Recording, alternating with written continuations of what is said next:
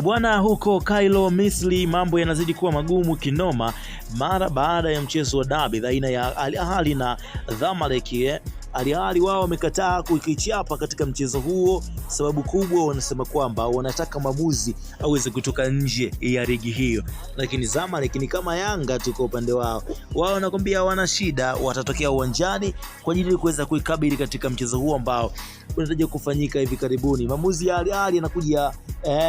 mara baada ya kuweza kuposti kupitia kwenye ukurasa wao rasmi kabisa wa Instagram, wakisema kwamba hawapo tayari kupiga katika dabi hiyo na wameshinikiza bana, wako serious kinoma, hawapo serious kukipiga katika dabi hiyo bana, mpaka pale mwamuzi atapokuwa anatoka nje ya ligi hiyo, kwa maana ya kwamba wao wako excited kuona mwamuzi anatoka katika ligi hiyo nje kabisa. Lakini dabi ya Kariakoo na dabi ya Cairo kuna vitu fulani ambavyo vina match, kwa sababu last week tuweza kuona moments kama hizi ziweza kutokea katika ligi hiyo, na lakini pia mashabiki wa Cairo pale bana wana ile blood shine kabisa ambayo wamekuwa nayo, kwa namna ya kwamba dabi ambayo inapigwa Cairo, shabiki wa Zamalek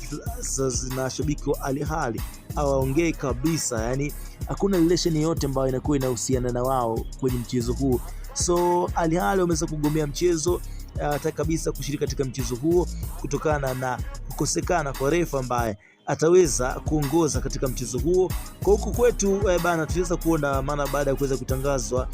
full set ya waamuzi, Alajiga aweza kukataliwa kusema kwamba hatumtaki kwa sababu kwenye mechi zetu tumekuwa tukifungwa sana. Sasa kwa upande wao huko Cairo, Al Ahly sasa wana shida gani waamuzi wa ndani? Kwa sababu dabi kwao of course zipo kwenye damu kabisa, ndio maana hawataki issue yoyote ile ambayo zaidi ya ile ambayo wamekuwa wameiomba kupitia barua yao na taarifa yao kwa